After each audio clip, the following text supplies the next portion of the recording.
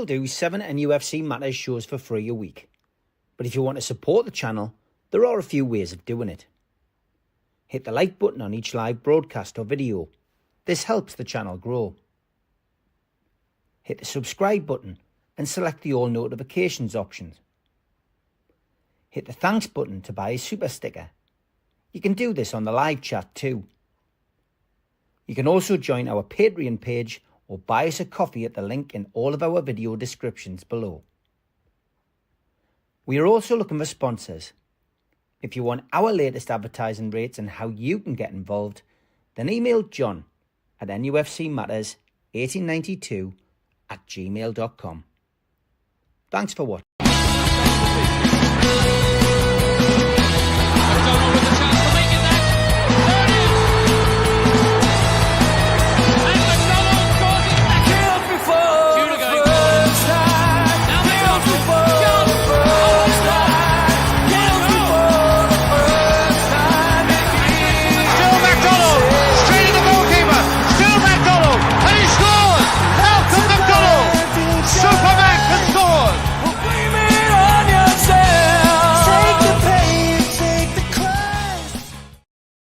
Good evening, welcome to NUFC Matters. It is Ask Gibbo with the man himself, John Gibson. How are you, Gibbo? I'm good, mate. I'm good. Back on winning ways, so feel very comfortable. Great stuff, mate. Good to see you. And as always, welcome to everybody in the chat. Get your questions in. I did post something a little bit earlier. I don't really want to be talking about transfers if we can help it for the next couple of weeks. We've got a season to finish. Plenty time in the summer for us all to be talking about transfers and stuff like that. So any questions that come in about transfers, we're not going to go through them because it's only speculation at the minute. And as everybody knows who follows NUFC Matters, we tend not to speculate on this programme. We'll leave that to other podcasts. Okay, John, let's look back at a wonderful win. 3 points in the bag. Another step towards the Champions League for Newcastle United against a team which they, unfortunately for them, relegated Ipswich at the weekend. It was coming, though. That's done over the course of a season. But yeah, not the most convincing performance, but 3 goals helped the goal difference in a clean sheet, John. Yeah. Actually, it was the forecast that I made on here. It was. You're becoming like the man with a crystal ball on this show, John. We'll not go into the crystal ball bit. But yeah, I mean, I was pleased with it. The first half an hour, I was sort of, hey, what's off here? And the sending off turned the game and the penalty on 45 minutes, which put us ahead in injury time in the first half. Second half was a stroll in Leazes Park and we won very, very comfortable. Never mind picking man of the match. The worst man of the match was the referee, wasn't he? I mean, he had an absolute shocker, but it was very comfortable for us in the end. It ought to have been because of who were playing and the fact that they only had 10 men. But the good thing was that it put us back onto what we were doing. And we knew we'd been on a very good run of wins, but something Eddie Howe said afterwards, which shocked me a bit, is that that meant we'd won 20 of our last 26 games. And that shocked me. I said, wow, have we really? And then when you checked up, he was absolutely correct. We have won 20 of the last 26. I think every time we have a blip, because we don't do draws, Steve, if we don't win, we lose. You know what I mean? We don't do draws anymore. But when I looked up the record, it's better than Liverpool and it's better than Arsenal over the same period of time, and they're the top 2 in the division. So our record, despite what we all say, which was that Newcastle are consistently inconsistent, they're actually not. This year, since the turn of the year, they've been very consistent, and we've won and won and won again. The secret now, I guess, Steve, is to keep it going over the next 4 matches. Because if we can stay unbeaten in these 4, and I'm not saying that we win all 4, supposing we win the 2 at home and draw the 2 away, that will put us in the Champions League. Yeah, 100%. I mean, that's the key, isn't it? It's the Champions League for us. We want to be in there. And the downside, I guess, for us at the weekend was that there was no Joelinton. Newcastle as well always managed to keep that. They always managed to keep these kind of things under the radar, and we didn't know until the team was announced. Joe Willock came in. Felt sorry for Joe Willock. Clearly, Ipswich came with a plan of booting Joelinton all over the pitch. So instead, Joe Willock got that. Didn't have much time to be creative. He was on the floor too many times. But yeah, no Joelinton. Have you had any updates on Joelinton? Is it looking as if those rumours are correct that he could miss the rest of the season, the last 4 games? Yes. I think he's 90% certain to miss the rest of the season, and they want him to, in as much as that's best for him to recover from the injury he's got. The only way he'll play for us again is if we suddenly lost 2 on the bounce or something, and the whole thing was becoming absolutely imperative that we won the last 2 games, or we were going to miss out on the Champions League. We might look then at should we risk him and should we play him, but unless we get desperate like that, I don't expect to see him in the 4 games. He inevitably wants to play. He's always like this, the big guy. He doesn't want time off. He wants to play.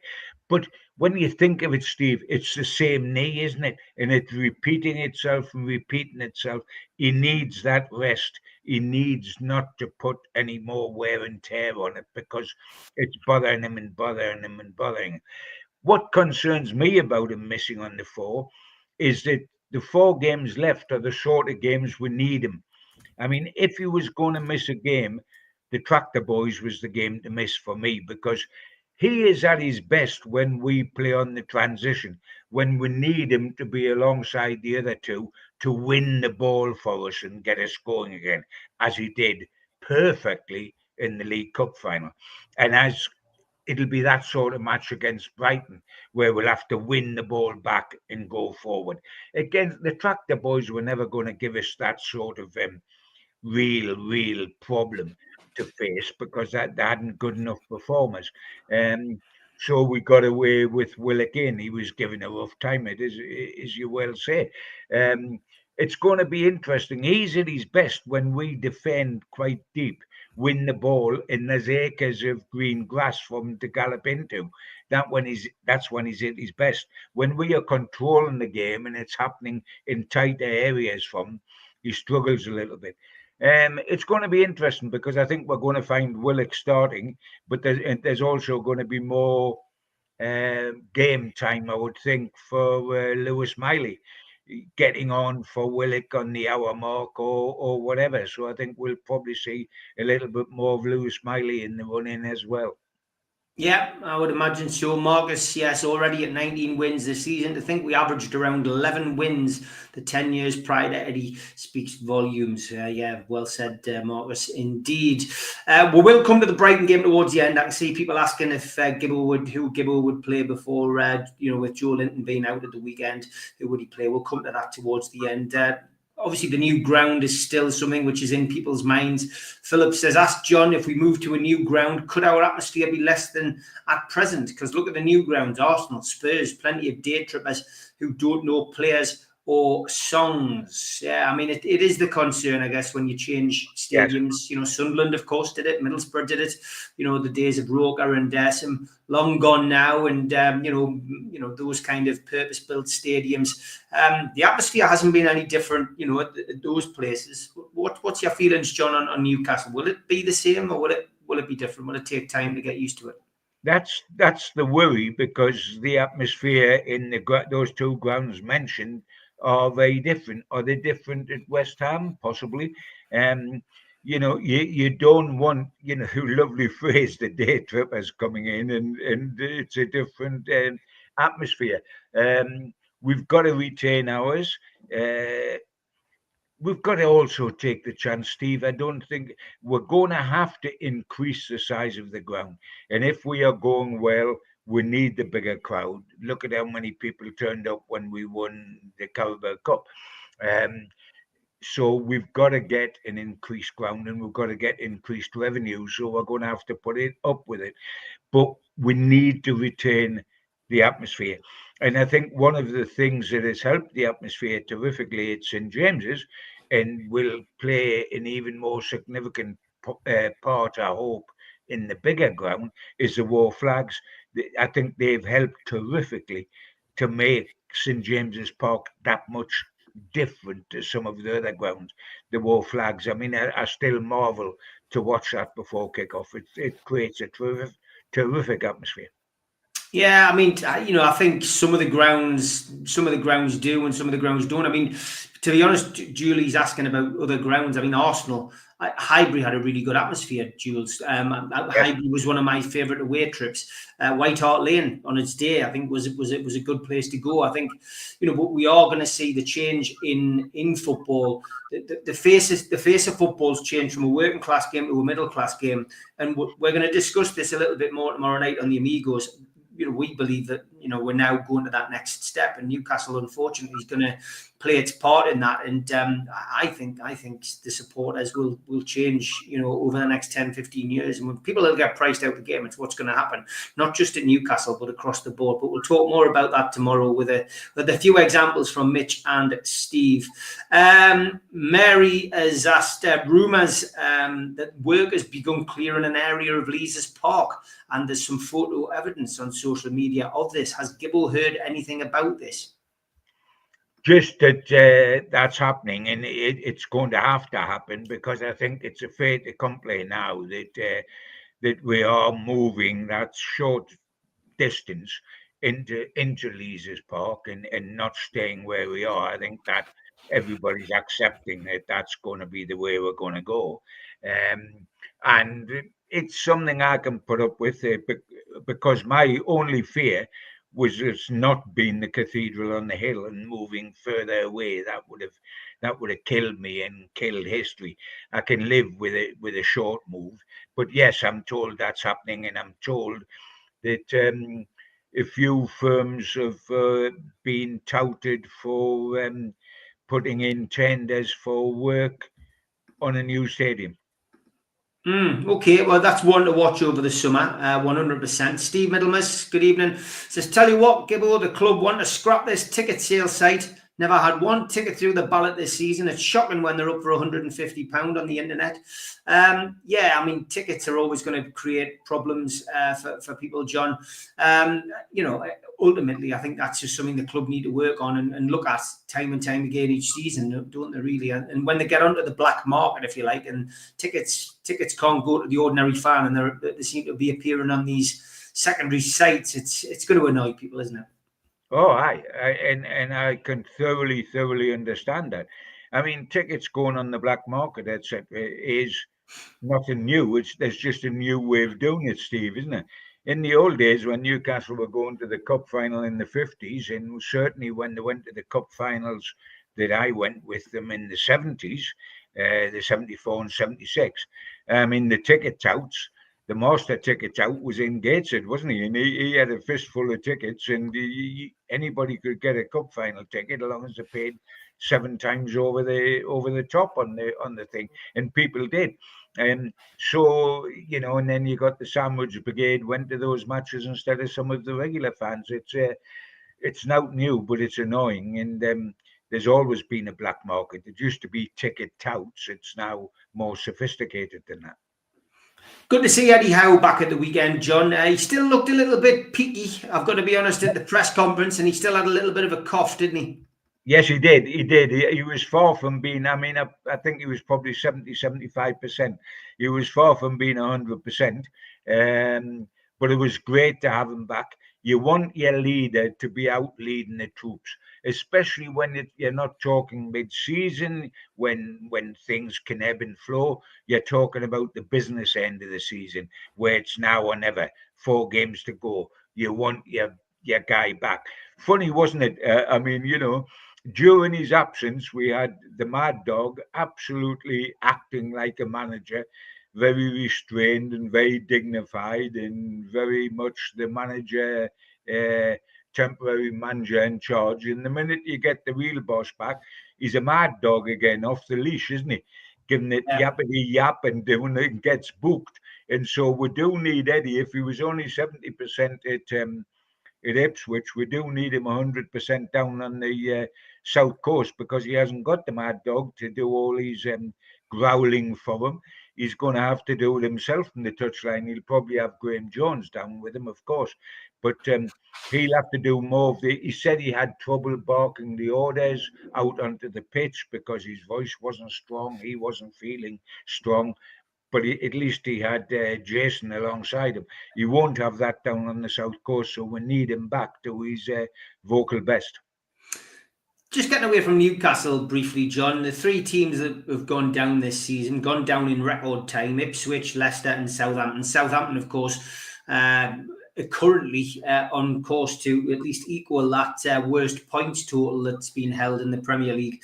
But, what can we do about this, John? 3 teams coming up, it's the same 3 teams going down. Same again last year, wasn't it? I mean, it's getting harder. That gap's getting bigger. It's not good for football, John. No, it isn't. The gap's huge. I mean, if you look this time, all 3 teams are relegated. There's still 4 matches to go, and there was a 15-point gap between the 3rd bottom and the 4th bottom. I mean, you talk about being tailed off, and then exactly the same teams come back, don't they? You look at it, and virtually the same teams come back. Burnley's coming back this time. Southampton come back last time. You'll get the 3 that's going down. It'll be amongst the 3 favourites to win promotion next season. It is really a yo-yo, and it isn't good for the game. There's no question whatsoever. But you know what I love about it? My attention is taken off that now, and my attention's on the top of the table. My attention used to be on the bottom of the table every season when Ashley was in charge, because we were trying to keep out of the bottom 3. My attention now, I almost don't know who's down there until we play one of them, because I'm looking up at the top. But no, it isn't. It isn't good for the game. But it neither was, I felt, Manchester City winning the Premier League title season after season after season. It was becoming the Scottish League again with Celtic, wasn't it? But this year, it has changed with Liverpool winning it, although they won it in as big a canter as the teams going down. There was a 15-point gap at the bottom, and there's a 15-point gap at the top as well. But it was nice that Man City, I've got nothing against Man City whatsoever, but it's just you don't want the same team winning the Premier League title for 5 seasons, 6 seasons, 7 seasons, and Liverpool's broken that, so that's good news. Yeah, certainly is. And the Cup semi-finals, obviously one of them went the way we expected it to. Man City were having a bad season, weren't they, John? They're now in line for a Champions League finish, and they're now in the FA Cup final. The other one was it's a bugger when you have a bad season like that, isn't it? But, it is, and the other one was a humdinger, wasn't it? I mean, Villa Crystal Palace. You didn't know what was going to happen there, and Crystal Palace rolling back for years. I mean, they steamrolled the way into the final. I mean, the interesting thing it's been amazing what we were doing. Aston Villa did to us, and then what Aston Villa did to us, Crystal Palace did to them. The high press, they nicked the ball off them. Wharton twice nicked the ball off their much vaunted midfield and set up them to go down and score the goals. What they seem to have, Steve, are good players who come out to play in the big matches. They're looking for transfers. Gay, Eze, Wharton, they'll be transferred to bigger clubs. With respect to Crystal Palace, they'll be transferred to bigger clubs. If not this summer, certainly within 12 months, and possibly this summer. But they've got those sort of players who in the big games can come out and play. I mean, we blew Crystal Palace away up here, didn't we? Just recently. But when you looked at the way Eze played and their centre forward and Wharton, what a good player Wharton is. And of course, they've got Gay at the back. It was good to see, but it'll be interesting to see how it goes at Wembley, because are you going to get Crystal Palace doing a Newcastle United, somebody winning a Wembley Cup final? It doesn't normally do so. Or are you going to get Manchester City winning yet again, who always do so in the FA Cup? Interesting. Yeah, very interesting. Going to be a good watch, that cup final, certainly. And Man City might not have it their own way. Davey Eddy, good afternoon, good evening. He says, Steve, I wrote quite a bit about the new stadium situation. I've flip-flopped as to what is going to happen. I'm more than okay with whatever the club decide. Yeah, I mean, we can't do a great deal about it. I don't think there'll be any campaigns from Newcastle fans as long as it's going to be where we hope it's going to be, which is Leazes Park. But there may be some objections. Only time will tell once planning permission is applied for, etc. Only then will we know. He also says, Steve Middlemiss, Gibbo, are Villa in trouble if they miss out on Champions League, do you think, with PSR? Well, they're in big trouble with, yes, it's a good point, Steve, and then big trouble with what they can do in the summer. It'll off clip their wings in what they can do in the summer if they don't make the Champions League. They'll be very limited in what they can buy.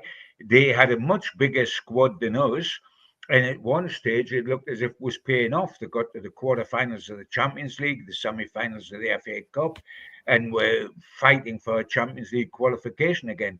They could now, Steve, miss out on all three because they're out of the Champions League, they're out of the FA Cup, and they could perhaps not make Champions League qualification, which will be a real kick for them. Mind you, I'll be crying crocodile tears because I'm not a Villa fan and I'm not a Dick Emery fan either after he turned us down, so I won't be getting too bloody upset about that. But it is a warning to us what happened to their season. They looked as if they were barnstorming it a few weeks back, didn't they, when they'd gone deep into the Champions League and were in the semi-final of the FA Cup and had a big squad and really turned us over 4-1. They looked as if, oh dear me, they were light years ahead of us because of our limited squad, etc. But they've fallen short. And that is with a squad which we all recognise to be deeper than ours. So that's just a warning to us about how much work we've got to do this summer. Yeah, 100%, mate. And like I say, during the summer, we will be talking a lot about the transfers. John will be giving us his insight. Ben Jacobs will be back on the show as well to talk about it. So it'll be good. Les, good evening. What's your opinions on the movement in ownership at Forest? Is it not essentially misrepresentation? Says Les. Talk as well about, the guy stepping back. Also about the owners potentially going and buying another club. Somebody suggested last night on one of the shows, this week on one of the shows that, would PIF look to buy another club? Would they look at buying another club? Joint ownership. John, what's your take on all of that? Yeah, I mean, it is misrepresentation because the guy is only stepping back on paper, isn't he? Because he can't have two sides in the Champions League or because of conflict of interest, and Olympiacos are much further down the Champions League route than Nottingham Forest are. But you don't think for 1 second, that's him sort of finished in terms of influence at Forest. Absolutely no way. It's just a shuffling of the papers on the desk, isn't it? Because it's necessary to do that. And I wouldn't be surprised. I mean, a lot of clubs, haven't they, Steve? A lot of clubs have got, a lot of Premier League clubs have got other clubs abroad that are part of the family. They're just not as big as these ones, where you suddenly get two in the Champions League together, as this guy's got with Olympiacos and Forest, or hopes he's got. But yeah, I could quite see our arm of the Saudi arrangement getting another club, but I don't think they would buy a club that was going to go into the Champions League when they've got Newcastle and they're trying to push them towards the Champions League. But a smaller club abroad, maybe, yes. Mark Bears is in the chat. He's asking us about semi-finals. He was watching the match last night, of course, in the Champions League first leg. Wonderful game between Barcelona and Inter. He's saying, Newcastle, of course, have been in plenty semi-finals, John, and we've got a good record in semi-finals, to be honest. He says, have you got a particular favourite one? Of our semi-finals? Of all the semi-finals that you've watched. I've got a feeling I know what you might say, but I might be wrong. Well, yes, you might be. I mean, I have got good memories of semi-finals simply because I've got no memories of finals until this season. I mean, I obviously loved Hillsborough in '74. That was the one. Yeah, I mean, that was my big love with Supermac, with two Supermacs at the best, and that was Malcolm MacDonald and Willie McFall. They were both Supermacs that day, because without Willie McFall, Supermac's 2 goals would have been a 3-2 defeat.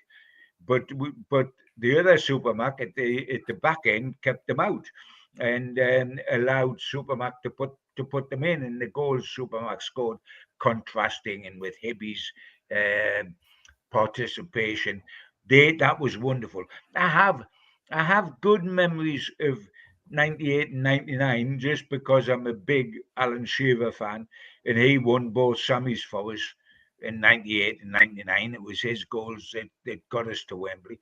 So I have a lot of time for that, without a shadow of a doubt. But I think it would have to be 74.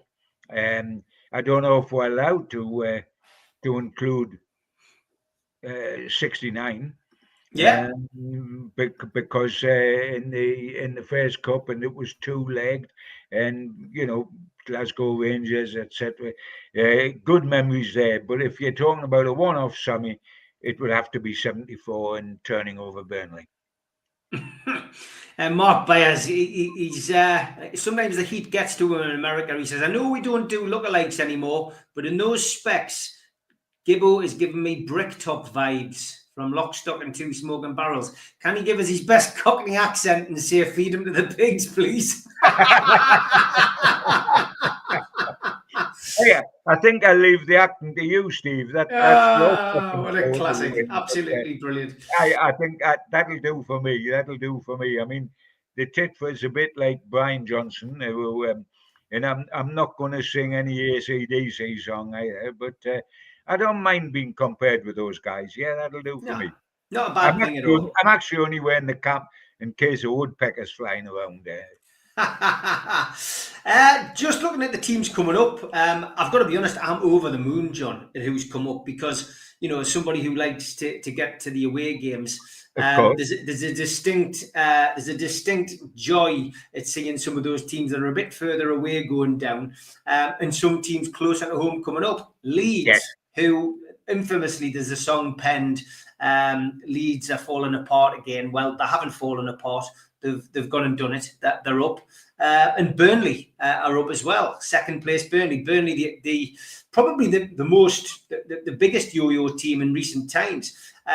Who comes next? Well, it's all down to the playoffs. Sheffield United are in there. Sunderland, of course, are in there, and then you have potentially Bristol City and Coventry. But there's also still an outside chance of Millwall or Blackburn getting in there before the end of the end of the season. So it is going to be an interesting one. But yeah, the two teams that have come up, Leeds and Burnley, what's your take on them? Yeah, I mean, I'm delighted geographically, and I'm always delighted to get Leeds up, because I think they're genuinely a big club. I remember them very well, of course, from the old days when they had Jack Joelinton and Don Revie and all the great players that were in Billy Bremner and Johnny Giles and Sniffer Clark, and what a side that was, the Greys, what a side that was.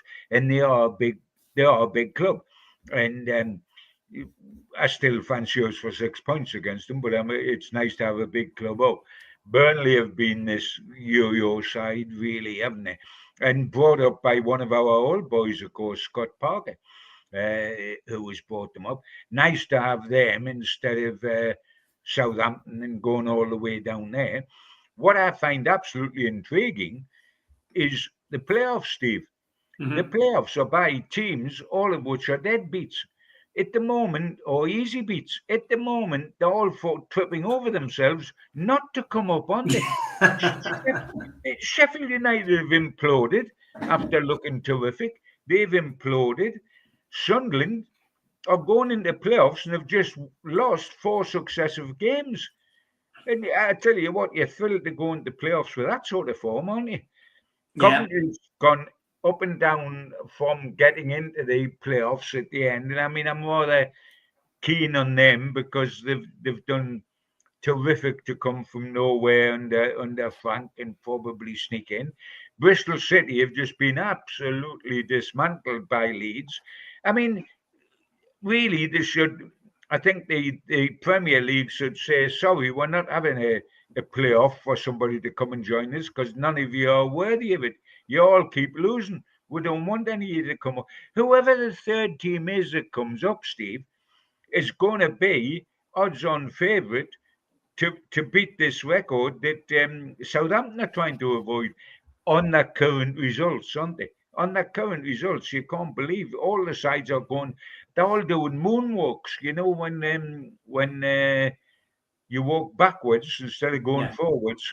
That's what they're doing, the whole four of them. So it's going to be interesting to see who gets the third place. Question in there from where is it? Ian Brownlee. And it's a question I was going to ask you anyway. Would Gibbo like a derby next season? Would you like to see Sunderland come up? That's a great question. Only because I think it would be 6 points to us. Yeah, I would like to see them come up. I miss the derby, Gibbo. Yeah, so do I. I do. And we had one last season, didn't we, in the cup? And we won it by a country mile down at their place. I do like to see the derbies. I think it's, and by the way, we owe Sunderland in derbies. We won that one in a canter. But the Premier League derbies we had, I didn't like them so much then. If you remember, we must have lost about 5 out of 6. Yeah, six in a row. I'm sure they did a video and a T-shirt and stuff. They're still on videos. They haven't moved on to Blu-ray. Yeah. But I mean, yes, I would like derbies, but I don't think we're going to get them, Steve. I don't think Sunderland's going to come up at all because they're just in disarray. And I'm not saying that sarcastically or triumphantly because I'm a Geordie and it's the Mackhams. They've done, I think they've overachieved with the young boys they've got to get to where they are now. I now think it's the last furlong is a furlong too long for them. And I think they will probably go out almost straight away in the playoffs. And I'm not doing that like preening myself because it's Geordies. I'm quite happy for them to come up and we'll play them in 2 derbies next season. But I think they have no chance. If you've got to pick somebody from a load of what teams are moving in the wrong direction, I think Sheffield United will have to be the favourites. Yeah, certainly. It's a flip of a coin with that. Coventry, of course, Frank Lampard potentially as well. He's got history with Derby County. Ken Robinson says, "I love the '76 semi-final against Spurs. 1-0 down, then back at St James's and the untold hero and Jeff Nolte and 54,000 going mental when we won 3-2 on aggregate." Sam, good evening. He says, "I'm not comparing his players, but has Asula got the same attitude as Supermac? He'd do arse up and head for the sticks." It was a great goal, Gibbo. And you know what? I just want to hark back to what Tyndall said a couple of weeks ago in the press conference about him. He went, "He reminds me of a young Callum Wilson." So there's potential there with Asula. It's going to be an interesting summer. Will Newcastle keep him and develop him and give him a bit more game time, or will they send him out on loan to earn, to learn a bit more about the game? But there's a player in there, Gibbo. If you think about the little cameos he's had and the goals that he scored, you know what? I genuinely think we've got a player there. I do. I'm sure he's a centre forward. He could be a midfield player. Look at what happened at Joelinton. But there's a player in there. Yeah, I think that's fair to say. And as you say, it may not be a centre forward. It may be wide right. It could be apart from midfield. The header was absolutely superb.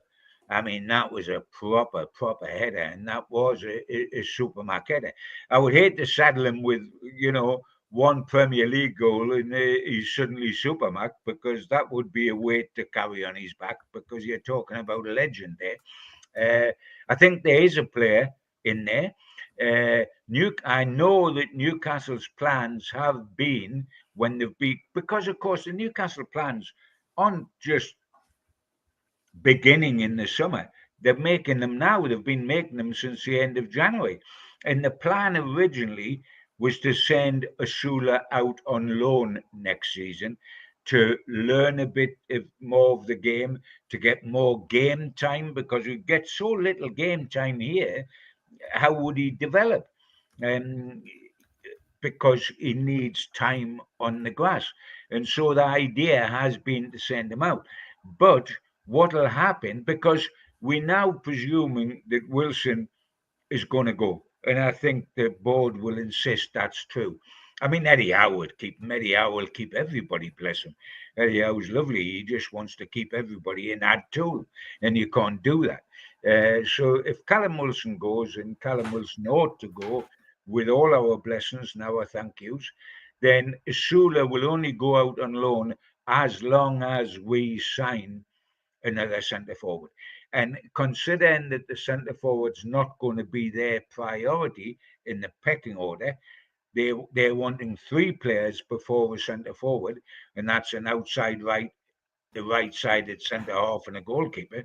So it depends on who we get for centre forward. If we get a good centre forward, if we sign Delap, for example, then Shula will go out on loan. If we're not in that position where we've spent money on these other positions and we don't quite get a centre forward in, we would have to keep Shula. But in the perfect world, they would send him out to get experience. Big thanks to Alan Young, who's just become a Patreon member. Thank you, mate. Robert Maltman, he did post a message earlier on. He's our designer, by the way. Just to compliment you on the way that you compared the Les Ferdinand event. He said it was the first time he'd seen you perform. Well done, he said. But he also says, what does John think of Wrexham getting all the promotions? And how does he think they'll fare in the Championship? Do you think they'll make the Premier League? Well, I mean, first of all, I think it's a breath of fresh air. You'll always get the cynics say, oh, they've only come up because they've got the Hollywood guys there. Well, you've got all the cynics outside of Tyneside saying we are only batting for the Champions League and winning the League Cup because we've got Saudi owners, as if the Saudi owners could spend anything they liked, and they can't. So you'll always get people, and you get things that flop, don't you? I mean, look at the owners that took over Chelsea. And they've spent billions and trillions, and where have they got? Nowhere so far. So it's not automatic. It's a wonderful story. I tell you what, the 2 Wrexham guys, the 2 Hollywood superstars, have done brilliantly the way they've gone about resurrecting the club and building. People in the town adore them, and they're terrific at going out and meet people. They're Hollywood superstars. They fly into Wrexham, which they'll have never heard of until they got the club, and they go behind the bar and serve the drinks. They're Hollywood superstars, and they're pulling pints behind the bar for the Wrexham supporters. And they've gone from the National League, which I knew ever so well when I was at Gateshead, and they've gone all the way through to the Championship. It's brilliant, you know. And you know what they've done? They've done what the Man U superstars couldn't do at Salford. They brought them all the way through the non-league into the Football League, but have never managed to get beyond the bottom layer of the Football League. And these have taken them right into the Championship. I'm not expecting them to win the Championship and come up in the Premier League next season, but I bet they compete well, and I bet they compete well at the top end. And I'm off looking forward, Steve, to see who they sign in the summer, because they'll have a punt for a big name player. They really will. You know, they brought in at non-league level. They had Foster, the goalkeeper. They played for England. They then had a succession of great forwards.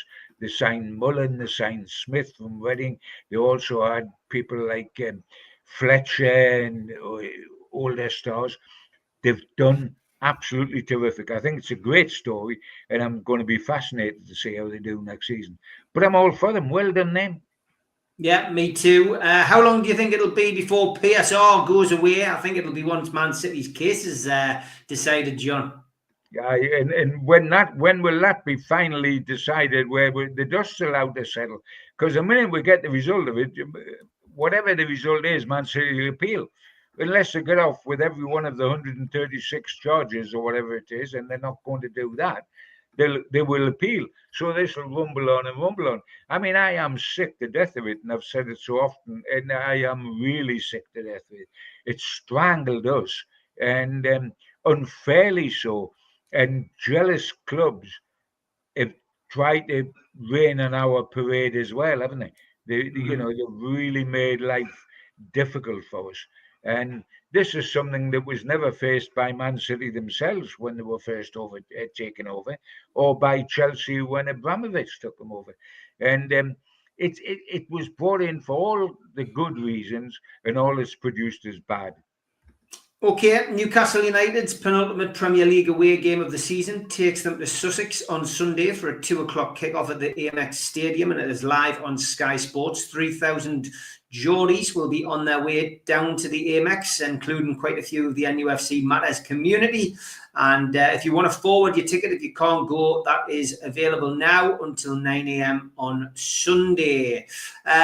Team news, where we'll get a bit more information from Eddie Howe tomorrow. We know that Lewis Hall and Jamal Lascelles remain out. Matt Targett has picked up a hamstring injury as well that may well end his season. As we mentioned earlier, we still don't really know too much on Joelinton. I would imagine that will be some kind of announcement from Eddie though tomorrow. Jason Tindall, as John mentioned earlier, will serve a one-game touchline suspension as well after getting his third caution of the season during the win against Ipswich. As for Brighton, striker João Pedro is suspended following his straight red card against Brentford.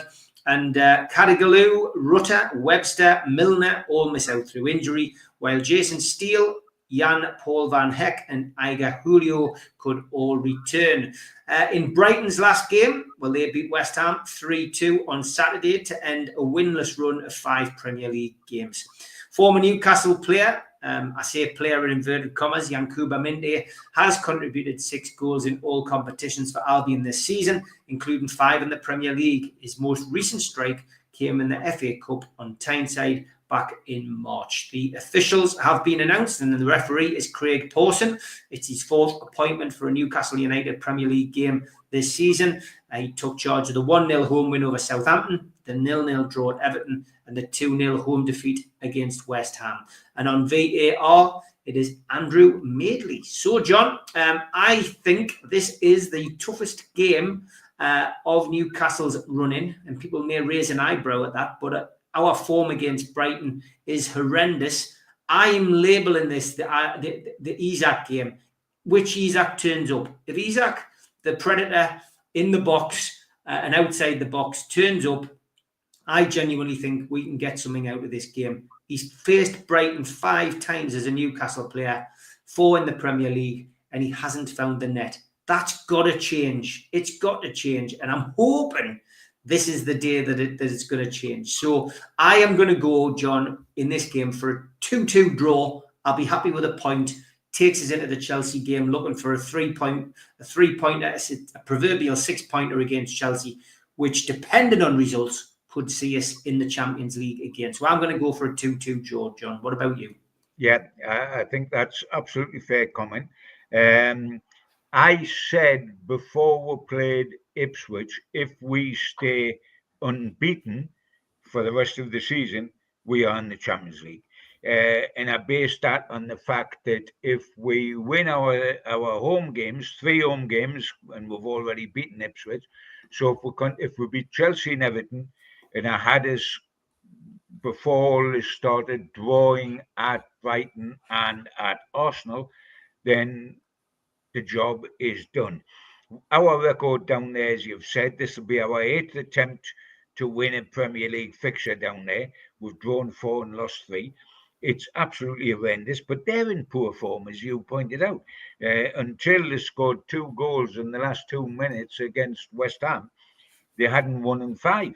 And by the way, you know, we've crowed a lot about what we've done to Arsenal. We've won 3 out of 3, and what we've done to Forest, we've won 3 out of 3.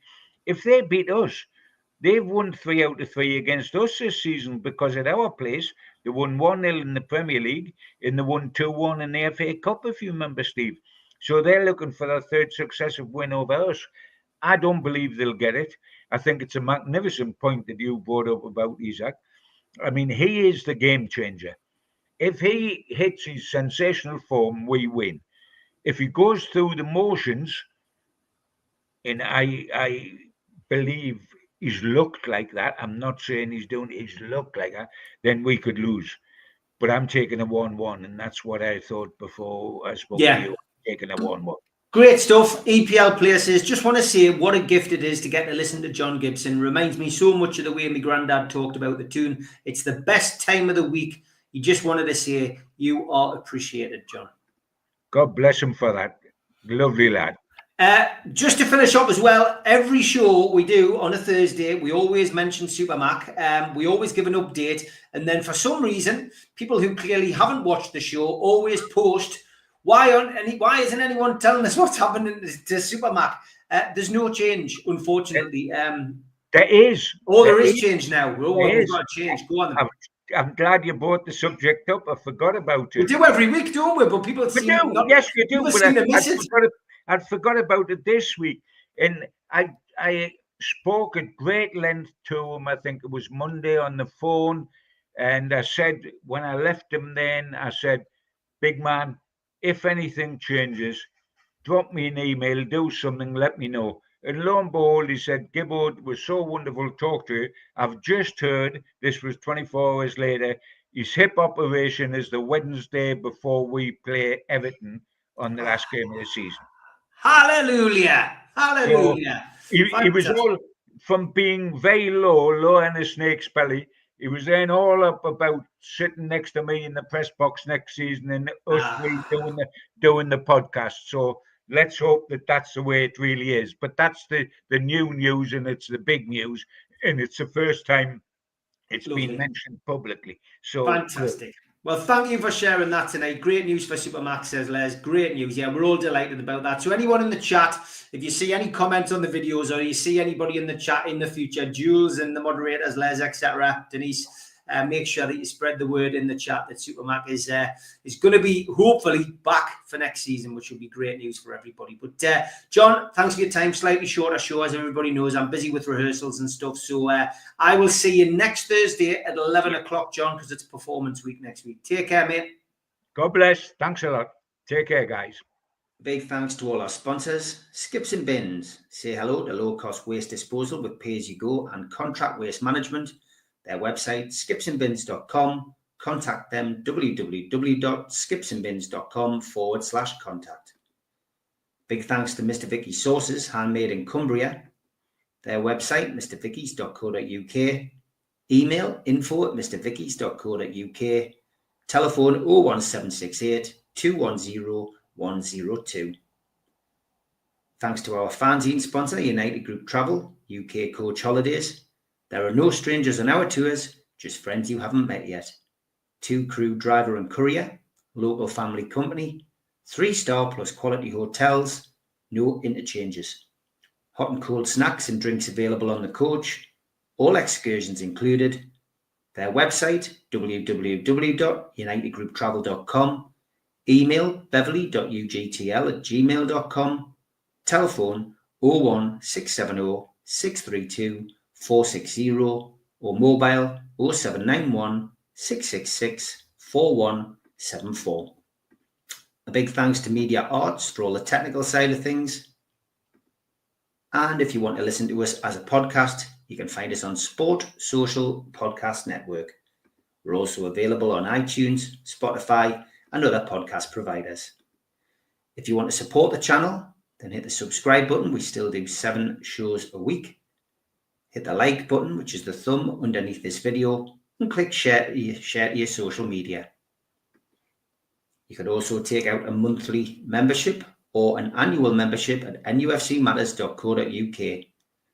For the lifetime membership, you can pay £25 and get a pen, a beer mat, a fridge magnet, a badge and a keyring and your membership card and entry into the monthly draw. Some events coming up, 27th of June, 2025, the end of season party. Beresford, Howe and Watson will be at the Tyneside Irish Centre with Joe Allen in aid of North Tyneside Age UK. You can get your tickets for that one from nufcmatterspodcast.co.uk or from Voucher. No Covers takes place at the Clooney. That's on the 29th of June, midday till 3:45, and tickets are £10 from theclooney.com or newcastlelegends.com. Northern Horizon, a Blake 7 convention, takes place on the 9th of August, 10 till 4 at the Tyneside Irish Centre. Come and meet some of the cast and crew in aid of Age UK North Tyneside Dementia. Tickets from nufcmatterspodcast.co.uk. An evening with Peter Beardsley and Chris Waddle takes place on Friday the 23rd of January 2026 at the Tyne Theatre and Opera House. You can get tickets from the box office 0844 249 1000 or from tynetheatreandoperahouse.uk. And Bad Manners are back in the Northeast at the O2 City Hall, Friday the 30th of January 2026. Tickets from ticketmaster.co.uk. And we have copies of The Entertainer's book signed by Les Ferdinand available from nufcmatterspodcast.co.uk.